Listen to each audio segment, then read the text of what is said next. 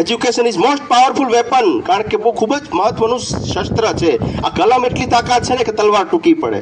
આપણે એમાં પડવું નથી, પણ કલમ તો 100% જરૂરી છે. મારો તો એવું જ વિનંતી છે કે એજ્યુકેશન કેળવણી અને ઘડતર એવું આપણે નિર્માણ કરીએ કે આપણા રાષ્ટ્ર નિર્માણમાં જાતિ જ્ઞાતિ ધર્મના વાળાથી પર રહી સરસ મજાના માનવમાં માનવના દર્શન કરીએ અને દરેક માણસને આપણે સ્વીકારીએ. ત્યારે આપણે બાબા સાહેબના જે શિક્ષિત બનો, સંગઠિત બનો, સંઘર્ષ કરો, આ જે વાક્ય છે એના ચરિતાર્થ કરી શક્યું. બાકી બધી કોમેન્ટ્રી છે.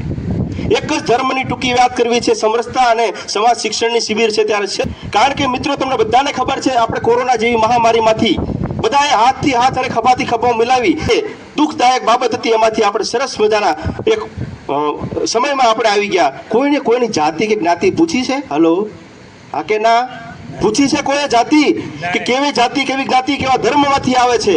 માત્ર એક જ ડાયલોગ અને એક જ હોકારો હતો કે મૂંઝાશો નહીં, અમે બેઠા છીએ. અમે બેઠા છીએ સામે એવા માણસને ઊભા કર્યા હતા. હા કે ના? કારણ કે મિત્રો, મેં દવાખાનામાં જોયેલું છે, મારા ફાધર મેં ગુમાવ્યા છે, મને ખ્યાલ છે. 11મી લાશને અગ્નિદાહ મેં આપ્યો હતો. કેવી પરિસ્થિતિ હતી, રૂવાડા છમ ઊભા થઈ જાય. અને એ પરિસ્થિતિમાં કોઈ મારા દેશના નાગરિકે હિન્દુ મુસલમાન નથી કર્યું, જાતિ જ્ઞાતિના વાળા નથી જોયા. ગમે એ હિન્દુ શાસ્ત્રો પ્રમાણે અગ્નિદાહ આપ્યો છે, દફન વિધિ પણ કરી છે. પણ દુઃખ મને એ વાત થાય છે કે જ્યારે સારા દિવસો આવે ત્યારે આપણી માનવતા ક્યાં જાય છે? જેવા સારા દિવસો આવે, સગવડતા આવે એટલે આપણને તરત પૂછે કેવા, એટલે તારી જેવા છીએ. પ્રોબ્લેમ ક્યાં થાય છે તને? તરત પૂછે. અને પછી કેવા કહીએ અને પછી એમ કહીએ આઈ બિલોંગ ફ્રોમ શેડ્યુલ કાસ્ટ, હું આ સમાજમાંથી આવું છે, એટલે ડાચું લખવા મારી જાય છે.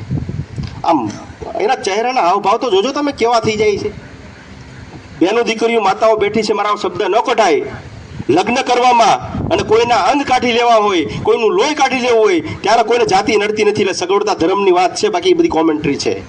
ત્યારે કોઈ પૂછે છે તમે કેવા છો? ત્યારે તો ખાલી ગ્રુપ પૂછાય, ભાઈ ઓ છે કે બી છે કે 100 છે. છતાં એ બ્લડમાં, લોહીમાં છે કે સમાજ સેવાનો ભેગ ધારણ કર્યો છે, કારણ કે આપણા માણસાને દર્શન થાય છે. એટલે છેલ્લે વિનંતી, લાસ્ટમાં, આ માણસ ડૉક્ટર B.R. આંબેડકર સ્ત્રીઓના મુક્તિદાતા છે, મહિલાઓના મુક્તિદાતા છે, માનવતાના મસીહા છે. માત્ર દલિતોના મસીહા નથી. એને એમાંથી આપણે બહાર લાવી અને એને ઉજાગર કરવાની જરૂર છે. હાથ ખભાથી ખભો મિલાવી કોઈ જાતના દ્વેષ રાગ વગર જાતિ જ્ઞાતિ ધર્મના વાળાથી પર રહી મારા દેશ રાષ્ટ્રનું નિર્માણ કરીએ અને મારા દેશને વનરાવન બની અને સરસ મજાની ઉન્નત દિશામાં લઈ જઈએ. ભારત માતા કી જય. જય ભીમ, નમો બુદ્ધાય, સબકા મંગલ હો. થેન્ક યુ, આભાર.